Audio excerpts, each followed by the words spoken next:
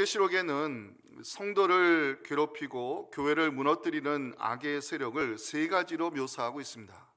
음녀 바벨론, 짐승과 거짓 선지자, 그리고 마지막은 사탄으로 알려진 용입니다. 요한계시록은 후반부로 갈수록 악의 세력이 멸망당하게 될 것을 말씀하고 있는데, 먼저 음녀 바벨론이 한순간에 무너지게 될 것을 요한계시록 18장 21절에서 보여주고 있습니다. 이에 한 힘센 천사가 큰 맷돌 같은 돌을 들어 바다에 던져 이르되 큰 성 바벨론이 이같이 비참하게 던져져 결코 다시 보이지 아니하리로다. 사람들이 우상처럼 숭배했던 짐승과 또 사람들을 미혹했던 거짓 선지자의 최후 운명에 대한 말씀은 요한계시록 19장 20절에서 이렇게 증거하고 있습니다. 짐승이 잡히고 그 앞에서 표적을 행하던 거짓 선지자도 함께 잡혔으니 이는 짐승의 표를 받고 그의 우상에게 경배하던 자들을 표적으로 미혹하던 자라. 이 둘이 산채로 유황불 붙는 못에 던져지고, 도성 바벨론이 무너지고 짐승과 거짓 선지자도 유황불못에 던져지게 됐다면 이제 남은 것은 사탄의 실체인 용인데, 이 용의 최후가 어떻게 될 것이냐? 용은 1000년 동안 결박당하여 무저갱에 갇히게 될 것을 요한계시록 20장 1절에서 3절에서 말씀하고 있습니다. 또 내가 보매 천사가 무저갱의 열쇠와 큰 쇠사슬을 그의 손에 가지고 하늘로부터 내려와서 용을 잡으니 곧 옛뱀이요 마귀요 사탄이라. 잡아서 1000년 동안 결박하여 무저갱에 던져 넣어 잠그고 그 위에 임봉하여 1000년이 차도록 다시는 만국을 미혹하지 못하게 하였는데 그 후에는 반드시 잠깐 노일이라. 1000년 동안, 이 단어에서 나온 것이 1000년 왕국에 대한 학설입니다. 세 가지가 있는데, 그리스도의 초림과 그리스도의 재림 사이의 시기로 보는 무천년설, 주님께서 재림하시기 전의 기간으로 보는 후천년설, 주님께서 재림하신 후의 기간으로 보는 이 전천년설을 성서학자들이 주장하지만, 1000년 왕국이 언제 임할 것인가가 중요한 것이 아니라 사탄의 최후 운명이 어떻게 될 것인가, 이것이 사실은 초대교회 성도들에게는 더 중요한 문제였다는 사실입니다. 이 질문에 대한 답을 알려주기 위해 사도 요한은 1000년 동안 무저갱에 갇혀있는 용을 전해주면서 사탄은 이미 패배한 존재임을 선포하고 있습니다. 예수 그리스도의 십자가와 부활로 사탄은 이미 패배하였고 결박당했다는 사실을 사도 요한은 무저갱에 갇혀있는 용의 모습으로 그려내고 있습니다. 사도 요한은 요한계시록에서 성도들이 당하는 이 고통의 기간을 3년 반, 1260일, 42달이라는 작은 수치를 사용하고 있습니다. 성도가 당하는 고난이 바로 잠시라는 사실을 강조하기 위해서입니다. 하지만 사도 요한은 믿음을 지킨 성도가 그리스도와 더불어 왕노릇하는 기간을 1000년이라는 수치로 사용하고 있습니다. 1000이라는 숫자는 완전한 통치를 상징하는 10과 10이 3번 곱해진 숫자가 1000입니다. 성도가 당하는 고난 3년 반, 1260일, 42달이라는 이 잠시의 기간이라는 것을 강조하기 위해 사도 요한은 작은 수치를 사용하고 있지만, 믿음을 지킨 성도가 누리게 될 그 영광의 순간은 1000년 왕국과 같은 영원하다는 사실을 사도 요한은 요한계시록 20장 4절에서 전해주고 있습니다. 자, 우리에게 해당되는 말씀이기 때문에 함께 읽기 원합니다. 시작. 또 내가 보좌들을 보니 거기에 앉은 자들이 있어 심판하는 권세를 받았더라. 또 내가 보니 예수를 증언함과 하나님의 말씀 때문에 목배임을 당한 자들의 영혼들과 또 짐승과 그의 우상에게 경배하지 아니하고 그들의 이마와 손에 그의 표를 받지 않은 자들이 살아서 그리스도와 더불어 1000년 동안 왕노릇할 것을 성경은 약속하고 있습니다. 자, 그러면 오늘 우리가 함께 살펴볼 본문은 1000년 동안 무저갱에 갇혀 있는 사탄이 옥에서 잠시 놓여 최후의 전쟁을 벌이는 모습을 사도 요한은 7절과 8절에서 전해주고 있습니다. 1000년이 참에 사탄이 그 옥에서 놓여 나와서 땅의 사방 백성 곧 곡과 마곡을 미혹하고 모아 싸움을 붙이리니 그 수가 바다의 모래 같으리라. 무적행에서 나온 사탄은 여전히 사람들을 미혹하여 마지막 전쟁을 벌이게 되지만 하나님께서 성도들과 교회를 보호하시기 위해 하늘의 불로서 태워버리시고 마귀를 유황못에 던지시는 최후 심판의 장면을 오늘 9절과 10절에서 기록을 하고 있습니다. 그들이 지면에 널리 퍼져 성도들의 진과 사랑하시는 성을 두름에 하늘에서 불이 내려와 그들을 태워버리고 또 그들을 미혹하는 마귀가 불과 유황못에 던져지니 거기는 그 짐승과 거짓 선지자도 있어 세세토록 밤낮 괴로움을 받으리라. 바벨론 도성이 무너지고 짐승과 거짓 선지자 그리고 마지막 사탄 마귀가 유황 불못에 던져짐으로 악의 세력을 심판으로 다스리신 하나님께서는 이제 백보자 심판을 행하시는 장면을 사도 요한은 오늘 본문 11절에서 보여주고 있습니다. 또 내가 크고 흰 보좌와 그 위에 앉으신 이를 보니 땅과 하늘이 그 앞에서 피하여 감대없더라. 최후의 날 어떤 일이 일어날 것인가?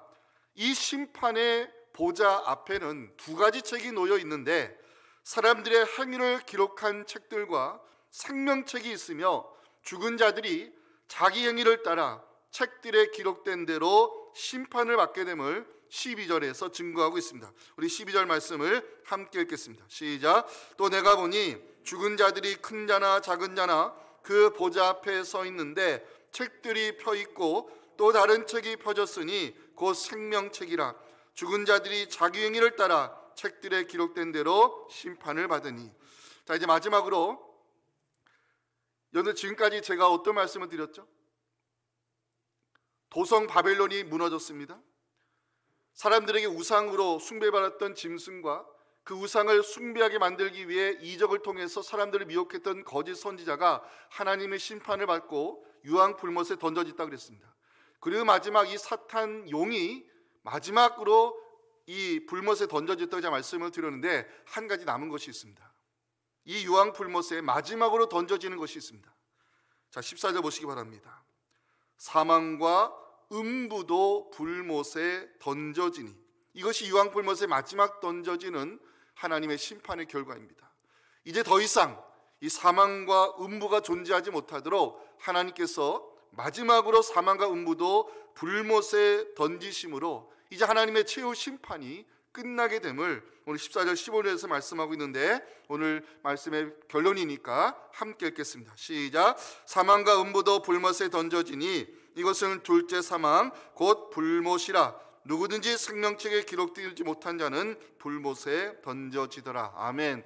자, 오늘 설교 제목이 참 중요합니다. 오늘 정해진 결론, 이 제목까지 함께 말씀을 나눌 때 최후 심판의 장면과 백보자 심판에서 일어나는 일들을 함께 살펴보면서 울량한 메시지를 또 가슴에 깊이 새기는 귀한 은혜 함께 나누기 원합니다. 첫째 메시지입니다. 성도는 정해진 결론을 붙들고 끝까지 믿음을 지켜야 한다는 사실입니다.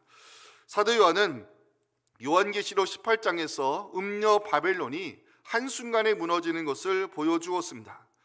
요한계시록 19장에서는 짐승과 거짓 선지자가 산채로 유황 불못에 던져지는 장면을 성경은 증거하고 있습니다. 이제 최종적으로 남은 것이 사탄인데 무적행에 1000년 동안 결박되어 있는 영 어떻게 될 것이냐? 자, 7절 보시기 바랍니다. 1000년이 참에 사탄이 그 옥에서 놓여. 궁금하지 않으십니까? 하나님께서 용을 1000년 동안 무적행에 결박하셨는데 사탄을 잠시 놓아주는 이유 궁금하지 않으십니까?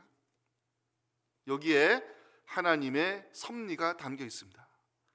하나님께서 사탄을 무적행에서 풀어주시는 이유가 있습니다. 8절 보시기 바랍니다. 나와서 땅의 사방 백성 곧 곡과 마곡을 미혹하고 모아 싸움을 붙이리니 그 수가 바다의 모래 같으리라. 무적행에서 풀려난 사탄이 하는 일이 뭡니까? 여전히 사람들을 미혹하여 마지막 싸움, 즉 아마겟돈 전쟁을 준비하는 장면을 보여주고 있어요. 이 곡과 마곡을 미혹하여 싸움을 붙인다는 표현이 나오는데, 이것은 에스겔서 38장 39장에 나오는 말씀에서 배경을 찾을 수 있습니다. 자, 이 곡이라는 것은 마곡이라는 지역을 통치하는 왕을 가리키는 것인데, 이 곡이라는 왕이 강력한 연합군을 형성해서 바벨론 포로에서 돌아온 이스라엘을 공격하는 장면이 에스겔 38장 39장에 기록되어 있습니다. 결과를 말씀을 드리면 곡을 중심으로 한 연합군은 패배하게 되는데, 사도 요한은 이 사건을 배경으로 사탄이 벌이는 마지막 전쟁의 최후 운명을 그려내고 있습니다. 자, 아마겟돈 전쟁에 대한 말씀 제가 한번 언급한 적이 있는데, 요한계시록 16장 13절 14절 16절에 마지막 아마겟돈 전쟁에 대한 말씀이 기록이 되어 있습니다. 또 내가 보매 개구리 같은 새 더러운 영이 용의 입과 짐승의 입과 거짓 선자의 입에서 나오니 그들은 귀신의 영이라.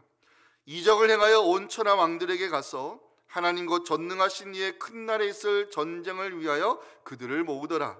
새 영이 히브리어로 아마겟돈이라는 곳으로 왕들을 모으더라. 어떤 학자는 이 아마겟돈 전쟁을 제3차 세계대전 중동 지역에서 일어날 마지막 전쟁으로 해석하기도 하지만, 요한계시록을 묵시문학 관점에서 본다면 아마겟돈 전쟁을 영적인 전쟁으로 해석하는 것이 맞지 않나 생각됩니다. 중요한 것은 하나님께서 1000년 동안 무적행에 갇혀 있는 사탄을 왜 잠시 풀어주셨는가의 문제입니다. 자, 우리는 그 답을 9절에서 찾아볼 수 있습니다. 함께 읽겠습니다. 그들이 지면에 널리 퍼져 성도들의 진과 사랑하시는 성을 두루매 하늘에서 불이 내려와 그들을 태워버리고. 자, 사탄이 마지막 전쟁을 준비하는 이유가 뭐냐? 성도들과 사랑하시는 성이라는 표현이 나오죠.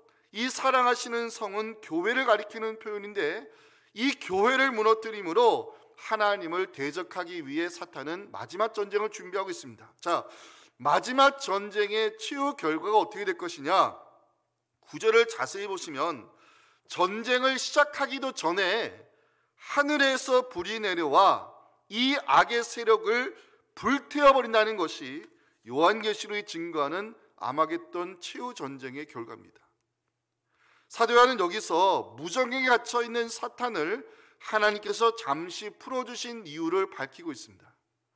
사탄을 결박에서 풀어주심은 마지막 전쟁을 통하여 완전히 패배시킴으로 불과 유황못에 이 사탄의 세력들을 던지심으로 최후 심판을 행하기 위함임을 오늘 본문 10절은 증거하고 있는 것입니다. 또 그들을 미혹하는 마귀가 불과 유황못에 던져지니 거기는 그 짐승과 거짓 선지자도 있어 세세토록 밤낮 괴로움을 받으리라. 짐승과 거짓 선지자를 던지신 유황못에 마지막으로 던져지는 것이 바로 마귀 용입니다. 이것이 하나님께서 사탄을 무적행에서 잠시 풀어주신 이유임을 사도 요한은 밝히고 있는 것입니다. 우리는 여기서 두 가지 중요한 메시지를 발견할 수 있습니다. 하나님께서 사랑하시는 성도와 교회는 누구도 무너뜨릴 수 없다는 사실입니다. 마귀가 사람들을 미혹해서 바다의 모래같이 모아가지고 성도의 진과 교회를 둘러싸지만, 전쟁을 시작하기도 전에 하나님께서 하늘의 불을 내리심으로 그들을, 이 악의 세력들을 태워버리는 장면을 사도 요한은 9절에서 보여주고 있어요. 예수의 피로 값주고 사신 교회와 성도 누구도 무너뜨리지 못하도록 하나님께서 보호해 주실 것을 요한계시록은 증거하고 있는 것입니다. 또 하나, 성도가 당한 괴로움을 영원한 괴로움으로 갚아주시는 하나님을 요한계시록은 증거하고 있습니다. 자, 10절 마지막 보세요. 불과 유황못에 던져진 마귀와 짐승과 거짓 선지자가 외롭지 않을 것 같아요, 그죠? 이 불과 유황못에 이 악의 세력들이 모두 던져지니까 외롭지는 않을 것 같지만, 어찌됐든 이 불과 유황못에 던져진 마귀와 짐승과 거짓 선지자가 세세토록 영원토록 밤낮 괴로움을 당하게 될 것을 요한계시록은 선포하고 있어요. 예수에 대한 믿음을 지키기 위해서 세상과 힘든 싸움을 벌여야 했던 성도들, 마지막 심판의 날에 하나님께서 이 악의 세력들을 이 영원한 불못에 던져 넣으심으로 영원한 괴로움으로 갚아주실 것을 성경은 약속하고 있습니다. 사랑하는 성도 여러분, 성도로 부름받은 우리 대충 예수 믿어서는 안 됩니다. 성도로 부름받은 우리 정해진 결론을 붙들고 예수에 대한 믿음을 끝까지 지키시기를 주님의 이름으로 축원합니다. 사탄은 이미 진 존재입니다. 예수 그리스도의 십자가 부활로 마귀는 이미 패배했습니다. 악의 세력이 아무리 득세해 보인다 할지라도 최후 심판의 날에 하나님께서 이 악의 이 3종 세트, 이 바벨론 무너졌죠? 짐승과 거짓 선지자 던져졌죠? 마지막 사탄이 던져짐으로 영원한 괴로움으로 갚아주실 것을 성경은 약속하고 있어요. 하나님의 결론을 가지고 살아가시기 바랍니다. 십자가의 능력을 붙들고 살아가시기 바랍니다. 예수에 대한 믿음을 끝까지 지키시기 바랍니다. 우리가 하나님의 결론을 가지고 살아갈 때 최후 승리의 노래를 부르며 주님과 함께 영광스러운 보좌에 앉게 됨을 믿으시면서 정해진 결론의 축복 누리실 수 있기를 주님의 이름으로 축원합니다. 자, 둘째 메시지입니다. 우리 모두는 하나님의 심판대 앞에 서야 할 준비를 해야 한다고 사도 요한은 중요한 메시지 전하는데요. 자, 지금까지 우리는 악의 세력이라 불리는 짐승과 거짓 선지자와 마귀까지 유황 불못에 던져지는 장면을 살펴봤습니다. 자, 이제 요한은 백보자 심판에 관한 말씀을 11절에서 증거하고 있어요. 11절 보세요. 또 내가 크고 흰 보좌와 그 위에 앉으신 이를 보니 땅과 하늘이 그 앞에서 피하여 간데 없더라. 흰 보좌와 그 위에 앉으신 이는 최후의 심판에 가시는 하나님의 위엄과 거룩함을 상징적으로 보여주고 있어요. 그리고 땅과 하늘이 간데 없다는 구절이 나오죠. 땅과 하늘이 간데 없다는 것은 새하늘과 새 땅이 임하기 위해서 세상이 순식까지 사라지게 됨을 의미하는데, 베드로 사도는 마지막 날에 일어날 일에 대하여 베드로후서 3장 12절 13절에서 이렇게 기록을 하고 있습니다. 하나님의 날이 임하기를 바라보고 간절히 사모하라.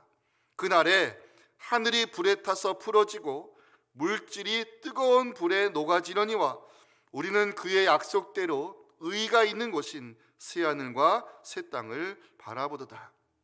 중요한 것은 마지막 날에 있을 이 백보자 심판에 관한 것인데 어떤 일이 일어날 것이냐, 사도 요한은 먼저 첫 번째로 두 가지 책이 펼쳐지게 될 것을 12절에서 증거합니다. 우리 12절 말씀이 참 중요한 말씀이에요. 함께 읽겠습니다. 시작.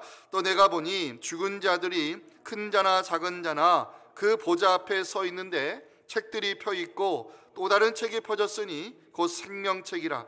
죽은 자들이 자기 행위를 따라 책들에 기록된 대로 심판을 받으니, 자, 처음에 나오는 책들은 사람들의 행위를 기록한 행위록이라 말할 수 있습니다. 행위록.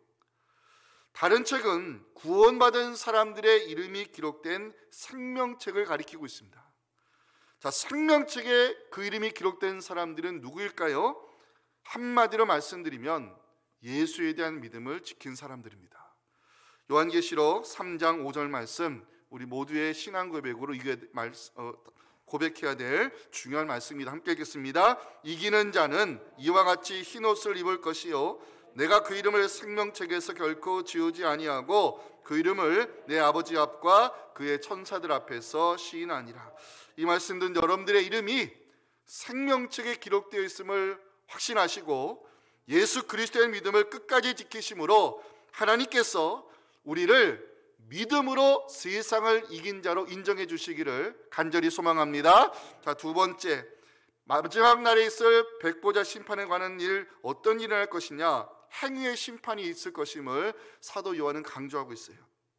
자, 12절 마지막 보시면 백보자 심판대 앞에 행위록의 책이 펼쳐진 이유를 12절에서 이렇게 증거합니다. 죽은 자들이 자기 행위를 따라 책들에 기록된 대로 심판을 받을 것을 말씀하고 있어요. 자, 행위의 심판에 대하여 사도 요한은 13절에서도 이렇게 언급하고 있습니다. 바다가 그 가운데에서 죽은 자들을 내주고 또 사망과 음보도 그 가운데서 죽은 자들을 내주매 각 사람이 자기의 행위대로 심판을 받을 것이다. 목사님, 질문 있습니다. 예수 그리스도를 믿음으로 영접한 자는 심판을 받지 아니한다고 목사님 가르치지 않으셨습니까? 최후의 날, 그러면 우리도 심판대에 서는 것입니까? 성경은 분명 예수 그리스도를 믿는 자는 사망에서 생명으로 옮겼고 심판을 받지 아니한다고 요한복음 5장 24절에서 복음을 선포하고 있지 않습니까? 실제로 요한복음 5장 24절 이렇게 말씀하고 있죠. 내가 진실로 진실로 너희에게 이르노니 내 말을 듣고 떠나보내신 이를 믿는 자는 영생을 얻었고 심판에 이르지 아니하나니 사망에서 생명으로 옮겼느니라. 성경이 증거하는 복음입니다. 확실합니다. 오해하지 말아야 될 것은 심판에 이르지 아니한다는 말씀은 심판대에 서지 아니한다는 것을 의미하는 것은 아니라는 사실입니다. 예수 그리스도를 믿는 자는 분명 심판에 이르지 아니하고 구원에 이르게 되지만 성경은 믿는 자나 불신자 모두 백보자 심판대에 서야 함을 성경은 말씀하고 있어요. 잘 들으셔야 됩니다. 마지막 날 우리 모두 심판대에 서는 이유가 무엇이냐? 두 가지로 이야기할 수 있는데, 심판대에 서는 날 성도는 생명의 심판, 즉 구원의 최종 확인을 받게 될 것이고, 불신자는 정죄의 심판, 즉 영원한 죽음을 선고받게 될 것입니다. 또 한 가지, 심판대에 서는 날 우리는 자기의 행위를 하나님께 직고하는 시간을 가지게 됨을 로마서 14장 10절부터 12절에서 이렇게 말씀하고 있습니다. 네가 어찌하여 내 형제를 비판하느냐? 어찌하여 내 형제를 없인 여기느냐? 우리가 다 하나님의 심판대 앞에 서리라. 기록되었으되 주께서 이르시되 내가 살았노니 모든 무릎이 내게 꿇을 것이요 모든 혀가 하나님께 자백하리라 하였느니라. 이러므로 우리 각 사람이 자기 일을 하나님께 직고하리라. 성경을 말씀합니다. 이러한 말씀들을 종합해서 저는 여러분들에게 중요한 메시지를 선포할 수밖에 없습니다. 우리 모두는 하나님의 심판대 앞에 서야 할 준비를 해야 한다는 사실입니다. 사람은 누구라도 자기의 행위에 대하여 그 결과를 책임져야 됨을 고린도후서 5장 10절은 말씀하고 있습니다. 중요한 말씀이기에 함께 읽기 원합니다. 시작. 이는 우리가 다 그 몸으로 행한 것을 따라 받으려 함이라. 하나님은 지금도 우리의 행위를 살펴보고 계시고 그 행위에 따라 보응하신다는 사실, 예레미야 17장 10절은 말씀하고 있습니다. 나 여호와는 심장을 살피며 패부를 시험하고 각각 그의 행위와 그의 행실대로 보응하나니. 요한계시록이 행위의 심판에 대하여 말씀하고 있다면 우리는 하나님의 심판대 앞에 서는 그날을 어떻게 준비해야 될까요? 오늘 이 세 가지를 말씀을 드리고 오늘 설교를 마무리하도록 하겠습니다. 첫째는 두려움으로 준비해야 됩니다. 두려움으로. 베드로 사도는 심판대에 서는 그날을 두려움으로 준비해야 된다라고 베드로전서 1장 17절에서 권면하고 있습니다. 여기 보실까요? 외모로 보시지 않고 각 사람의 행위대로 심판하시는 이를 너희가 아버지라 부른즉 너희가 나그네로 있을 때를 두려움으로 지내라. 나그네로 있을 때를 가리켜서 저는 기회의 시간이라 부르고 싶습니다. 기회의 시간. 하나님의 심판대에 서기까지 우리는 나그네로 있는 세월이 기회의 시간임을 잊지 말고 없어질 세상에 미련을 둬서는 안 되며 다가오는 그날을 준비하며 살아야 됨을 여러분들 기억하시기 바랍니다. 성경은 성도인 우리를 가리켜서 순례자라 부르고 나그네라 부르고 있습니다. 우리가 살고 있는 이 세상이 우리가 정착해야 될 본향이 아니기 때문입니다. 잠시 살다가 갈 뿐인 이 세상에 우리가 육신의 정욕과 안목의 정욕과 이생의 자랑거리에 목숨을 걸고 사는 것은 정말 어리석은 삶이라 말할 수밖에 없습니다. 우리에게는 돌아갈 더 좋은 본향이 있음을 여러분들 기억하시고 하나님께서 우리를 위하여 하나님의 나라를 준비하고 있음을 우리 모두 확신하며 하나님의 자녀답게 살기를 고백하며 히브리서 11장 16절 말씀을 다 함께 읽기 원합니다. 시작. 그들이 이제는 더 나은 본향을 사모하니 곧 하늘에 있을 것이라. 이러므로 하나님이 그들의 하나님이라 일컬음 받으심을 부끄러워하지 아니하시고 그들을 위하여 한 성을 예비하셨느니라. 아멘. 하나님의 심판대 앞에서는 우리 무엇을 준비해야 될까? 두 번째는 착한 행실로 준비해야 한다는 것입니다. 행위록에 따라 상급과 형벌이 주어진다면 성도는 당연히 행위의 상급을 받도록 노력해야 할 것입니다. 자, 행위의 상급을 위하여 우리가 무엇을 노력해야 되느냐? 착한 행실입니다. 성도의 착한 행실이 중요한 이유, 제가 여러 번 언급했는데 성도의 착한 행실이 중요한 이유는 우리 성도의 착한 행실이 하나님의 영광과 연결되어 있기 때문에 그렇습니다. 마태복음 5장 16절 말씀을 다 함께 읽어보겠습니다. 시작. 이같이 너희 빛이 사람 앞에 비치게 하여 그들로 너희 착한 행실을 보고 하늘에 계신 너희 아버지께 영광을 돌리게 하라. 성도의 착한 행실은 단순히 착한 행위를 가리키는 것은 아닙니다.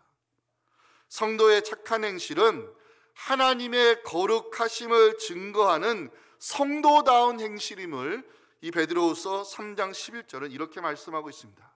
이 모든 것이 이렇게 풀어지리니 너희가 어떠한 사람이 되어야 마땅하냐? 거룩한 행실과 경건함으로 성도다운 행위를 보여줄 것을 베드로 사도는 강조하고 있습니다. 성도다운 거룩한 행실을 통하여 하나님의 이름이 존귀 여김 받을 수 있도록 이 성도의 착한 행실이 하나님의 영광과 연결되었음을 기억하시고 성도다운 구별된 삶을 살아가는 우리 모두가 될 수 있기를 간절히 소망합니다. 자, 하나님의 심판대 앞에서는 우리 무엇을 준비해야 될까? 마지막 세 번째는 옳은 행실입니다. 옳은 행실. 이 성도의 옳은 행실에 대해서 요한계시록 19장 7절과 8절을 말씀하는데 오늘 설교에서 마지막 결론해야 된다는 말씀입니다. 함께 읽겠습니다. 우리가 즐거워하고 크게 기뻐하며 그에게 영광을 돌리세.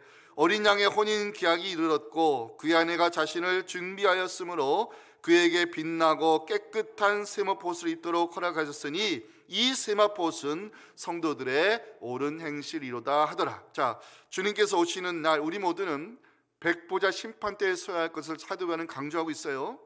그날 우리는 생명의 심판을 받으며 우리의 구원이 완성되었음을 확인받는 기쁨을 누리게 될 것이고 성도다운 착한 행실에 대한 거룩한 수고를 상급으로 받아 누리는 축복의 날이 될 것입니다. 자, 주님께서 오시는 그날을 위해 우리가 마지막으로 준비해야 될 것이 있습니다. 주님의 오심을 준비하는 자는 빛나고 깨끗한 세마포옷을 입고 있어야 된다라고 요한계시록은 말씀하고 있습니다. 이 세마포옷이 무엇을 가리키는가? 세마포옷은 성도의 옳은 행실이라고 사도 요한은 해석하고 있습니다. 주님은 우리에게 화려하고 치장된 옷을 입고 준비하라 말씀하지 않으셨습니다.